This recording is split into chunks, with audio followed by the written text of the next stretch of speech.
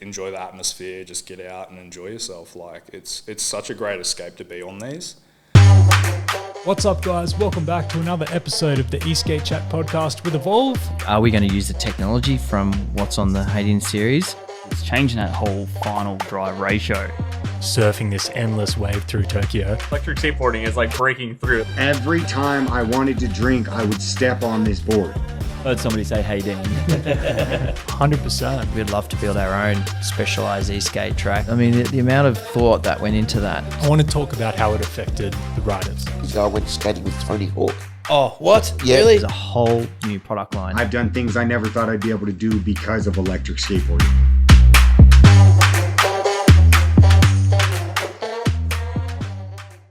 Welcome back to another episode of the eSKATE Chat podcast. And on this one, we're with one of our newest recruits, Jake. You've been with us a couple months now. We want to talk about your sort of entry into the eSKATE world from more of a rider perspective. Like, you're brand new to electric skateboarding and you've progressed through the learnings of the board. Yep. Can you remember the first time you actually stepped foot on an electric skateboard? Yes. So it was probably about 6 months ago I stepped on one, and it was just unreal. Just the power, how smooth it is, and how free you feel when you're riding it.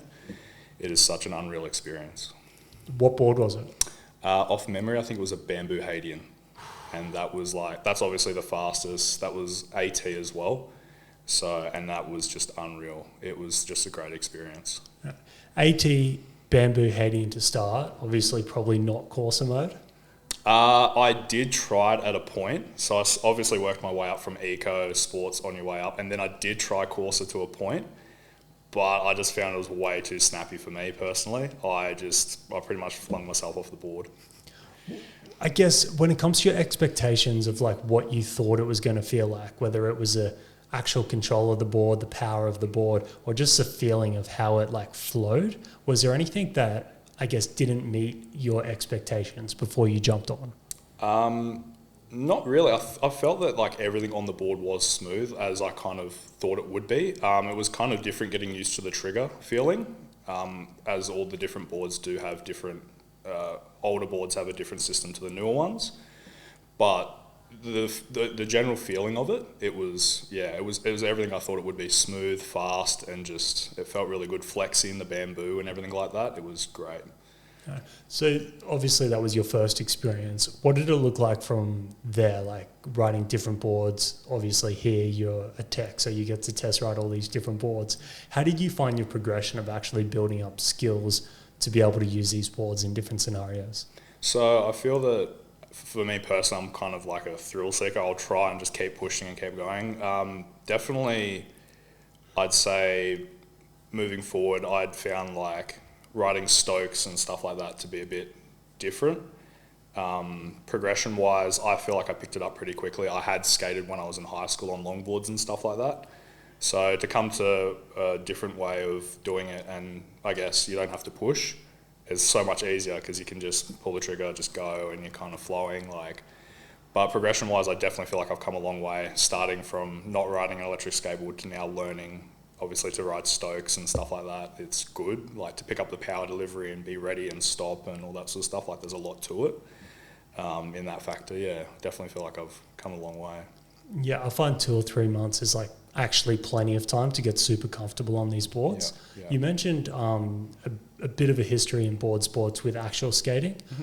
How much skating or other stuff, surfing, whatever, have you done before jumping on the electric board? So I've never actually surfed, snowboard, anything like that.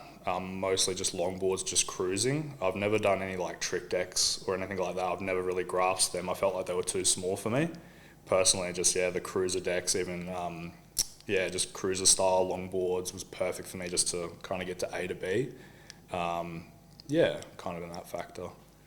All right. So from a traditional longboard, what are some of the key elements that did translate over, and what are some completely new concepts that you had to like throw away? So I noticed definitely moving forward to these boards, the older style ones I used to ride had like a single Kingpin, whereas these are dual, so it's a lot more flexy, a lot more wobble in the the ride when you're going along. So that was something I had to pick up on, that it's not as easy, like not a single setup where it's actually a lot more, you can flex and a lot more wobbly, I guess. That was one thing I picked up with these, and obviously just pushing, I guess, really everything else kind of transitioned pretty smoothly. And probably just learning all-terrain wheels is unreal. That's different kind of feeling, like I'm used to riding on street wheels to then this off-roading, like going on grass and all different terrain that was something I definitely had to pick up as well. Yeah, it's all-terrain is a completely different experience, a different beast in completely itself. Different experience. I remember when I first started here, I didn't ride boards before this either. Yep. I found myself taking them on the weekends and like actually going out and trying to hone my skills in specific areas, because obviously all the boys that were here were better than me. Yeah. And I didn't really want them to be better than me. You wanted to try and progress. That's what I've been doing recently, is taking boards home. Like I haven't taken any Enriques or Stokes. They're not really my taste. I prefer the longer boards, but I've been taking a lot of them, like carbon fiber bamboo ones, home recently, and they're unreal. Like just learning the flex and like the power delivery, and even like I said, the all-terrain is just, even in our new Renegade, that is unreal. The grip and stuff on grass and dirt, it's phenomenal. Yeah, cool. So if you take them on weekends, what do you sort of do? What would your ride be? Would you go out with people or just go on a big solo adventure? What sort of places are you riding? Lately, I've been kind of just going by myself, just cruising along, finding my bearings. I've got like a few mates that love the boards as well. I get them out every so often, go for like kind of a group ride. So that's been really good. You get out and just get to conversate with them and like talk and just chat, and it's nice because you're just free, not on your phone, just out in the open. But most of the time I've been going literally through, I think it's just in Tugan there's kind of that stretch, just the flat road, either on, probably Morley Street. I like Street because it's just a little bit lower, just centre of gravity and everything. It's a little grippier. Literally like a Saturday afternoon, just go for a cruise through there, sunset, and just, enjoy the ride, get out and open, enjoy it. Yeah, I like how we sort of spoke about the progression, so building of the skills. Yep. But once you reach this baseline, you then realize, okay, it's not about progression of skills, it's about the experience. And that's something that's so true for electric skateboarding, is that it's almost like massaging your mind. Yeah. When you go out, you have to think about the road ahead of you. You have to think about your body positioning and all those things. Not so much that it's an intense thought process, but if your mind wanders, you might find yourself on the ground. Yeah. So it's sort of this forced channeling of your mind, which ends up being a weird state of mindfulness. And I think that's a super powerful thing that people are getting out of the boards, whether or not they're seeing it as that. Yeah, that's what's happening. Sometimes you won't even realise that either. Like you'll just be cruising along. Like I find myself when I'm riding along, if I do get in that where I'm just kind of forgetting, like bent knees a bit, the foot positioning, all that sort of stuff, I will start to wander and I'll like trip up but you kind of subconsciously do it. Like you just put yourself in that, and it's good because you're like, okay, I know what I'm doing, bend the knees a little bit, get the carve going, find the power delivery, all that sort of stuff, and it's great. Like you can just sit there and just lock yourself in and just kind of go along. And like you said, with progression, it works out really well. The progression is big when you start riding with other people too. We see that in the community. Yep. There'll be certain crews that are just riding at a level higher than everyone else. And it's because one or two guys decided to send it and then all the other guys decided to catch up. Yep. So that's what we sort of see at Evolve as well, because we love to shred. Yep. But then, you see that. So when you start riding with new people, you're going to level up to their level. Keep going, yeah. Have you been to any of the local group rides? Not recently. I'm planning on going on this Thursday coming up. Thinking about it's like close to me. It'd be good, like kind of things like a 30k ride. Yeah, Palm Beach to Narrow Neck. Yeah, I think I saw it. Broady, I think it was, or it might be. Yeah, Broady maybe. Yeah. Which I thought would be perfect for me to like get out. Like you said, you get with other guys. Like you ride with other people, and you kind of you don't realize it, but you kind of do slowly try and like keep up with their speed or get faster. Yeah, is that Michael and the Gold Coast Electric Yeah. Skateboard crew? Yeah. Awesome crew. Love them.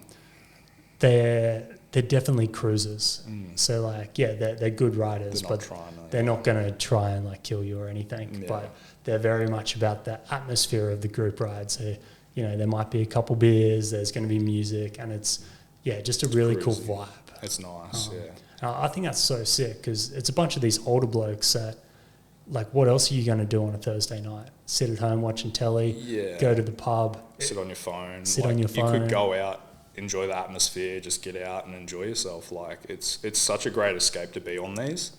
Like, I've noticed, like, every afternoon I'm, like, sitting there, I'm, like, on my phone if I'm not at the gym, and I'm, like, I could be doing something else. I'm, like, I'll just get out and go for a ride on the board. Like, it's so nice. You get out, free the mind, and just watch the waves of the beach if you really want to, wherever you are. Like, it's honestly phenomenal. It's such a good experience. Yeah, those community group rides are great too, because they're getting posted online. There's like 2 or 3 a week locally in our area. They happen all over the world. Yep. And I find, like, I'm not the most social cat. So if I am bored and I'm like, I'm going to go to the pub to do something, I kind of sit there by myself.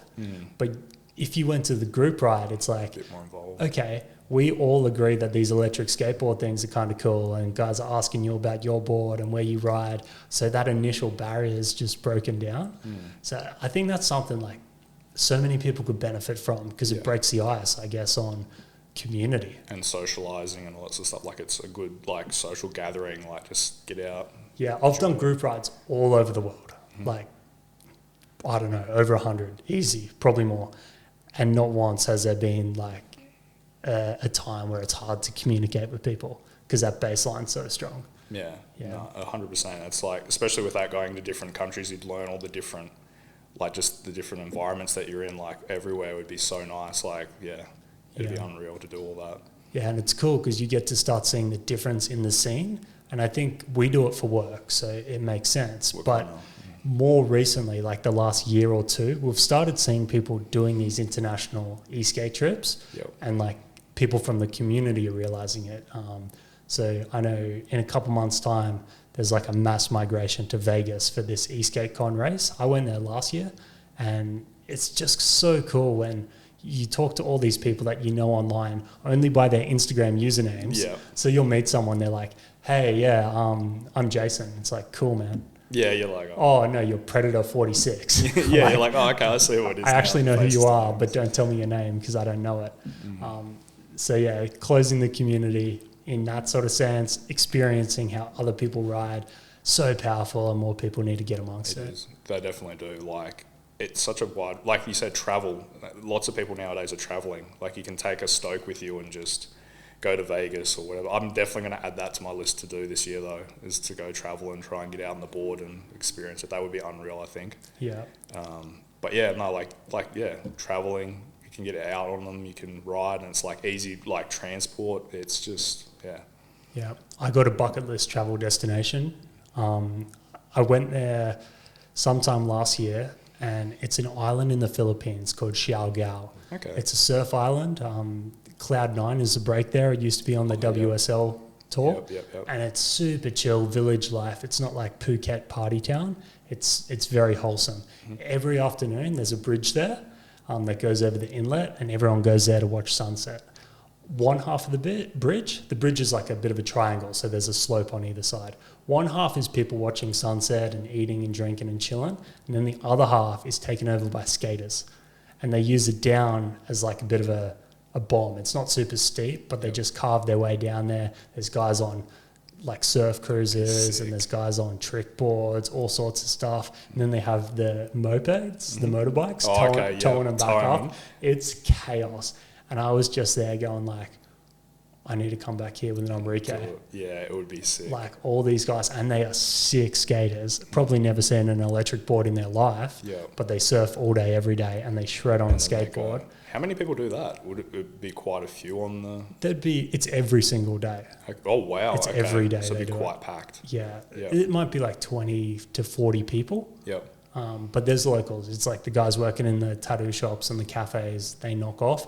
They come and hang out. They have a couple beers, and this is where they watch sunset. Yeah. So, it sounds like a really beautiful spot to like obviously sunset and boards, like what's a better combo? Yeah, over the water. It's so sick. So that's on my eSKATE travel bucket list for this year. You'll have to add me to that. I might come with you. That sounds like a come good time. With. It's a beautiful place regardless.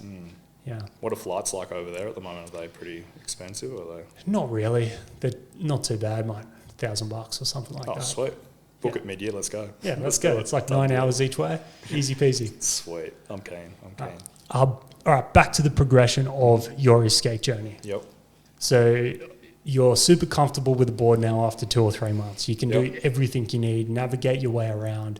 What are some things that you're trying to learn or you'd like to do? Being able to ride like single trail mountain bike tracks, or like we spoke about sliding a little bit, getting that skill bag up. What's next? Definitely like to do the sliding. I'm slowly just finding my way into like where I can push and where I'm comfortable to go, yep, cool, we can. I found Morley on like street wheels, it's quite easier, but I did on the weekend, I want to go out on grass. I think would be a little bit easier than concrete on the all-terrains, and just get out there and try and practice getting the rear of it just sliding. That would definitely be something on the to-do list. Like I would love to unlock that and just be able to slide and like kind of a trick in a way. I'd love to do the Renegade wheelies as well and jumping.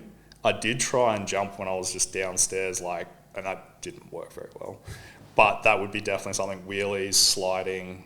You've kind of, like you said, I've got all the basic navigation down now. It's just like little tricks like hopping and like, even on the Stokes, I noticed the other day I was riding one, it'd be cool just to practice kind of like just getting the front end up a little bit and over like bumps and bits and pieces, because it comes in handy when you're like traveling along over like ripple strips and stuff like that.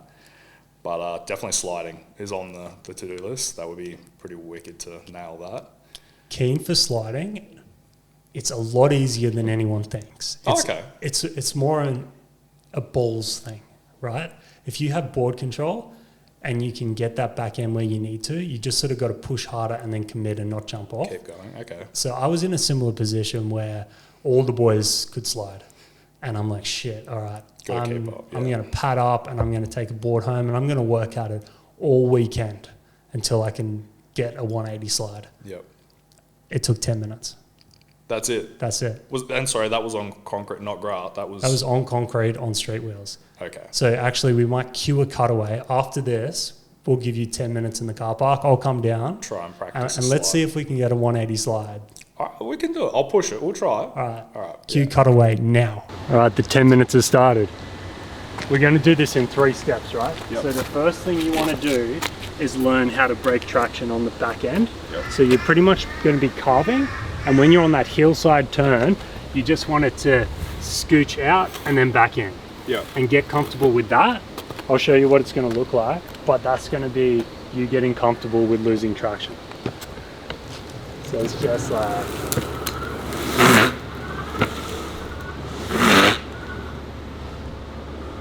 It's a pretty consistent throttle the whole way through, but as I lean, you have to lean a certain amount for it to break traction.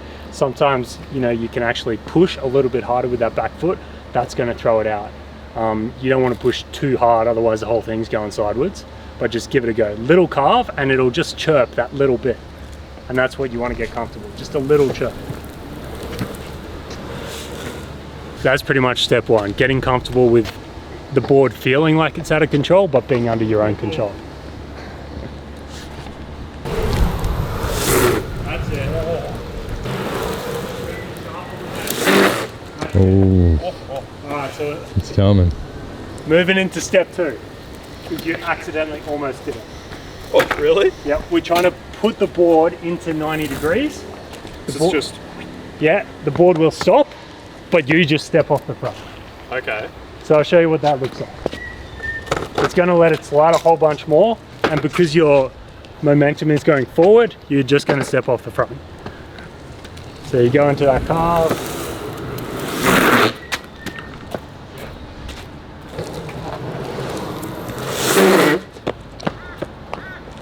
There we go. Sick. Do that a couple times. That's sick. We're halfway through the slide. That's 90 degrees. Time check, 4 minutes and 13 seconds. 4 minutes, 15 seconds.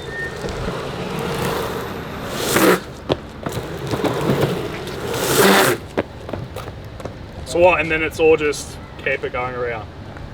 We'll get there in a sec. Do that a few more times. Get that back foot kind of right back, like right on that edge, so you're using that lip to do the push.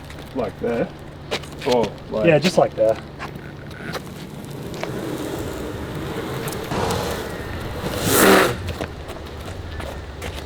Alright, what's the next part?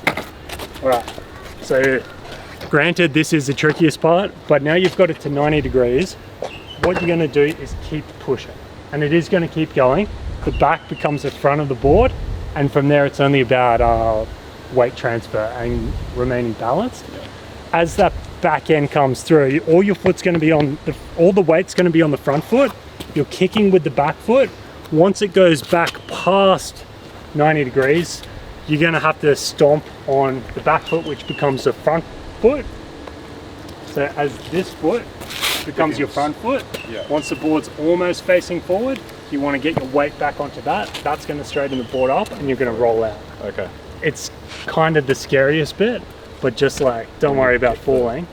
Once the board is almost facing that way and the weight's in the right place, it's going to start rolling up. And your throttle, You let off. Yep. Yeah. So go into the slide, go to the 90, and then you just let it off and you just... Yeah, once that traction's broken, no throttle. I actually touch the brakes a little bit. Okay. Because it helps lock the back. Okay. Some people do, some people don't. Yeah. So, Show us how it's done.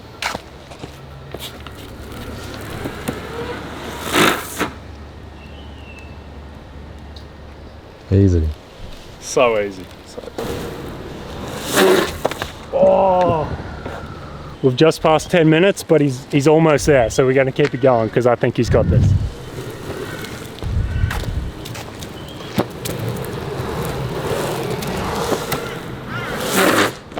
And I was looking that way because I was like... Your body was still facing that way, right? Yeah. So your body needs to be facing that way. Oh, so pretty much I'm just going bang. Yeah, and then, because you started there, right? So you've slid it to 90 with your feet, But then I'm not... but your body's facing that way. If your body turns and you keep pushing, that back end's going to come around. So think about your shoulders, like your left shoulder has to end up being there, back like there. it's all the way. Alright, hang on. Yeah. I don't think I got it.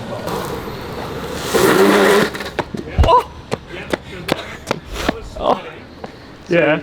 If you just get your weight transfer back onto your back Front. foot, which is the front foot, Oh no, now, yeah. that's going to sort of straighten it back up. Oh, come on. It's backwards. I just didn't stay on it. I just didn't. That means is you weren't balanced, Oh, right? Your body weight was kind of over here. All you had to do was have your weight forward. Go forward. And stomp on that. It's going to roll. All right. I just...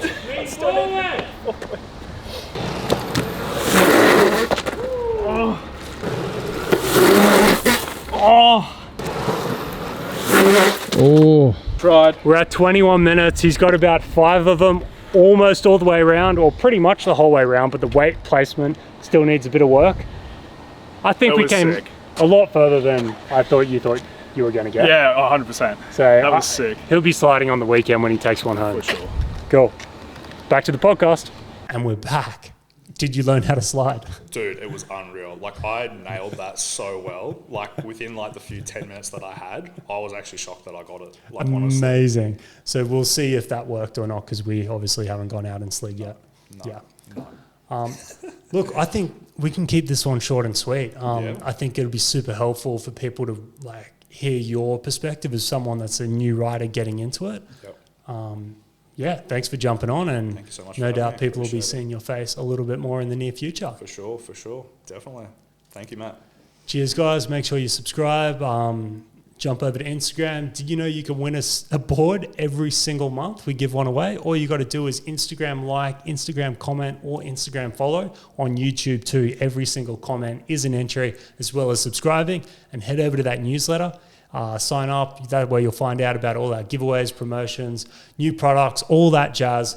We'll see you on the next one. Thanks, guys.